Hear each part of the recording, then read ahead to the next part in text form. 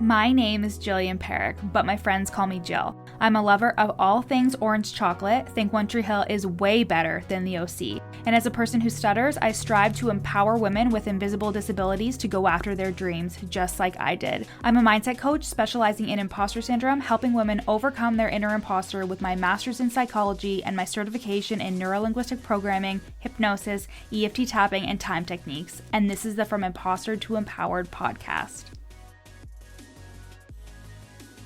This podcast is for you if you're an entrepreneurial woman trying to navigate the online space with a lot of passion and a lot of uncertainty. If you feel like your ideas are unoriginal, that your message isn't necessary or important, or like you're a complete and total fraud, then you've come to the right place. This podcast will take you from imposter to empowered with ninja-like brain hacks, easy to implement strategies, and uplifting real talk to make you feel like everything you want is in reach. Find me on Instagram at YourCoachJill to let me know how much you loved this episode once you're done listening. Time to kick that inner imposter to the curb. Let's get started. Hello, everybody. Welcome back to the From Imposter to Empowered podcast. So today's episode is inspired by when I was launching the energy management bundle, which if you're interested in that, you can go to the link in my show notes and grab that. It's only $33, but I launched it because it was a new offer and I launched it at the end of September. And actually, as I'm recording this episode, I am still launching it.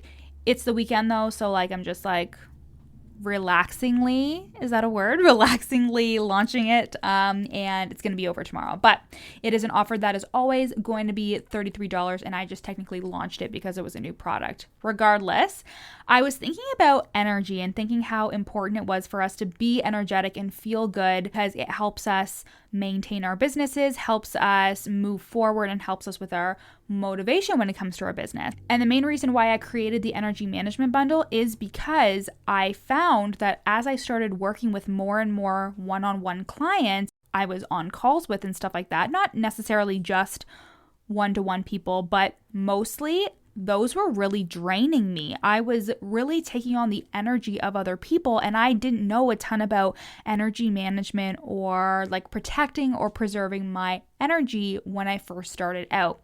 And then when I started to go on more of a spiritual journey, I started realizing, there's things that you can do to maintain and preserve your energy. And that's where the Perfect Launch Vault came from. Then the energy management bundle was born because I was working with so many clients and I was realizing how drained I was and how that was affecting my emotional energy. Because the thing is when you're drained physically, it is going to translate into your emotional energy. And what that means is that you are going to be so tired emotionally that you're going to start having thoughts of, is this even working? Should I even do this? Am I good enough?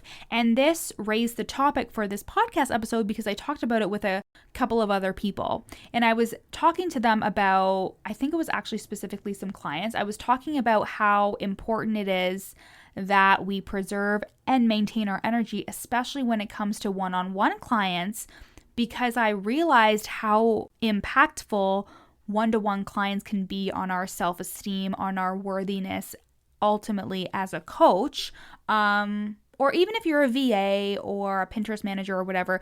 Whenever you're working with somebody closely one-on-one, this is a very different energy than when you are doing a group program or when you are doing a passive offer. And let me tell you why.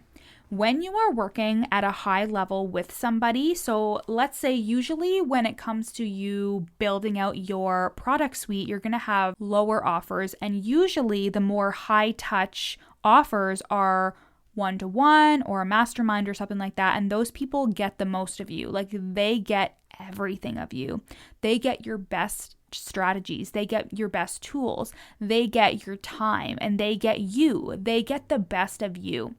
And this can foster a lot of imposter syndrome because if the person is not getting the results that they desire or that you desire for them, or if you feel inadequate and you don't feel good enough, or you feel like you're not helping solve their problems as quickly as you would like, if you don't have a handle on these mindset things that you need to work on for yourself, it is going to be really hard for you to continue with your business because you're going to be constantly questioning yourself. And this is why it's really important for you to be really boundary conscious when you are working with one-to-one clients. And that also means not taking on every single person that comes into your DMs and says, I want to work with you one-on-one. And you may be thinking, well, that hardly ever happens, so like I'm just going to take what I can get. But what you'll realize is like when you start working with people one-to-one and you start getting people and you have this tug at your heart that's saying, this person may not be the best fit, I've already had to chase them down for payment or do this or do that, it is going to affect how you feel about yourself, even if the problem is primarily with the other person. So for example, I worked with a client who was in a group program, and this was last summer. And it was my first group program that I actually continued with, and that was actually legit. We all know the story about how I did a $25 group program, and it was really just me uploading trainings into a Facebook group, and there wasn't a ton of engagement, and I felt so crappy about myself afterwards. But that was because it was such a low investment that nobody gave a fuck. But anyways, later that year, I launched another group program that was about $1,300 a person. And for this one person, it was difficult to get them in the program, essentially. It was difficult to get her in the program, but I forced it because I was like, I need this person in this program.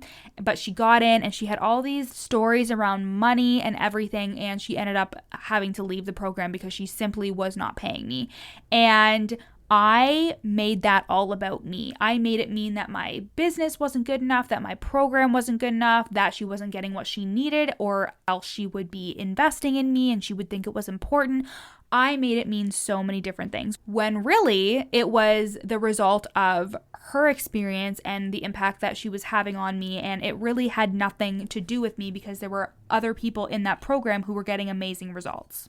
But the thing is when you work with people so closely, not only are they draining your energy, but you're giving them the best of you.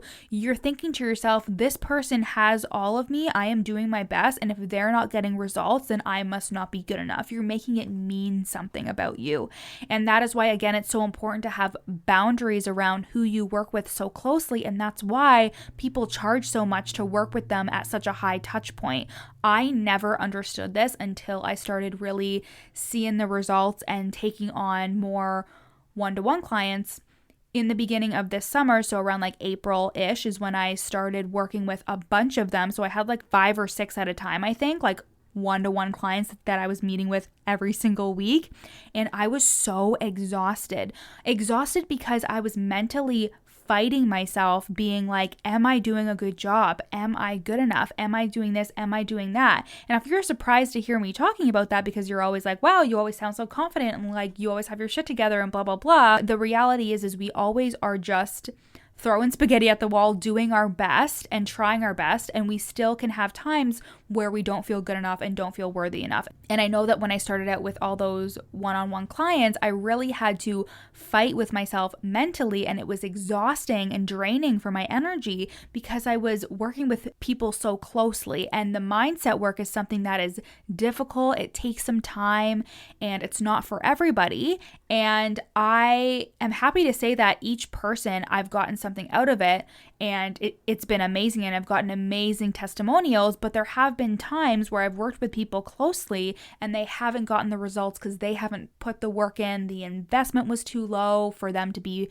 involved, etc. But then I made it mean something about me. But then I made it mean that I wasn't good enough and that my program wasn't good enough, or that I wasn't a good coach or what have you. And that is what weighs on me heavily, or used to weigh on me heavily. So the point of all this is that you do not have to feel alone or like there's something wrong with you if you feel this way, if you feel emotionally drained from working one-to-one with people. If you have told yourself, maybe I'm not cut out to be a coach, maybe I'm not supposed to be doing this. If you have said that to yourself, I want you to really take in this message that you are meant to be doing whatever you choose to do. You would not get an idea to do something or the pull to do something unless you were meant to do that. And even if it's not your life's path, it's still helping you move closer to where you're supposed to be. And that's what I see in all of my clients or experiences in which it wasn't the most ideal fit. I still think to myself, this taught me something, because I used to think, oh, maybe I just don't want to work with people one-on-one. And I actually feel a lot more fulfilled in group containers. I still have high touch coaching, but it's more expensive, and I am actually really boundary conscious of those relationships. I don't take on just anybody that wants to be a one-to-one client, because we need to have the same energy. I need to really vibe with the person. I really need to get the sense that they're invested and that they want to make the changes, because if they don't, then that is going to be really taxing on me, and that is going to be really unfulfilling for the both of us, right? So again, the whole point of this episode is to help you realize that you are not alone in this feeling, that you may just be feeling emotionally drained, energetically drained, and you just need to get yourself back on track. Hint, hint, the energy management bundle is at the link in my show notes, and it's only $33. So if you want that, you can grab that. But even if you don't grab that, I want you to know that you're not alone, that you are meant to be doing what you're doing, especially if you're a coach. You wouldn't be led to a choice or an inspired thought or a decision to do a program or be a one-to-one coach if it wasn't meant for you. And even if it wasn't meant for you, you're going to learn something from it, and that's why you were led to that.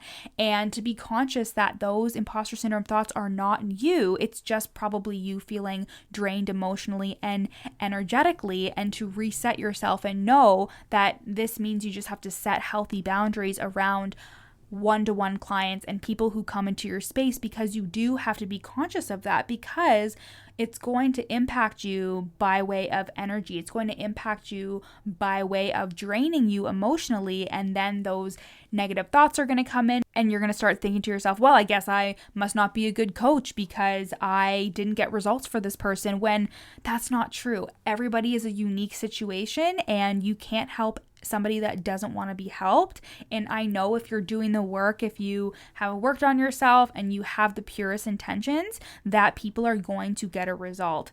And I know that for me, I really needed to hear this when I started one-to-one coaching, not realizing the impact that it would have on me, especially if someone were to tell me, you know what, working one-to-one is awesome, but you have to curb that mental drama that you're going to have each week if you are having those imposter syndrome thoughts. Because if you let those thoughts permeate and you just don't deal with them, and you just say, well, each week I'm going to feel anxious and nervous. I actually have an episode on feeling anxious before your coaching calls, because you're thinking, hey, I did the launch, I got the people, this is the fun part, but then you're still feeling anxious before calls. That's just your imposter syndrome coming through. That's your imposter syndrome being like, you're not going to be good enough.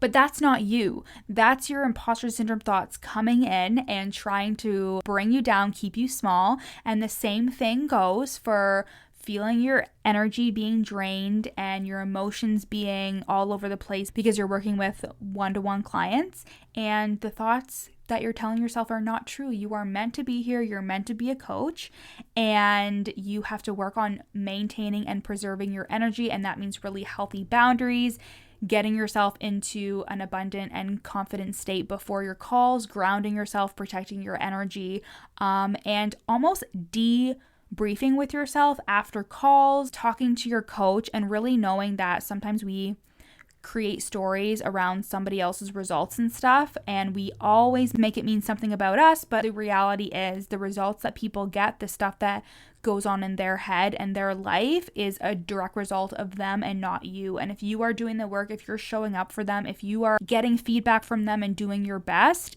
it's just a feeling. Stop trying to avoid a feeling. We all have a wide range of emotion as humans, and there's going to be ebbs and flows. There's going to be ups and downs, but just know that you are never led to something that is not supposed to be yours. So I hope this episode offered you some peace and calmness around the fact that you may feel like kind of drained from working with one-to-one. You may be questioning, should I even be a coach if I don't like working one-to-one? There are so many different factors when it comes to this, but just know that you are fully supported and that you can do whatever the fuck you want in your business, and you can make a decision to not do one-on-one, or you can continue with it when you learn to preserve your energy and conquer those imposter syndrome thoughts. But you are always supported and you are always guided. So I hope you guys love this little pep talky episode, and I'll talk to you guys later.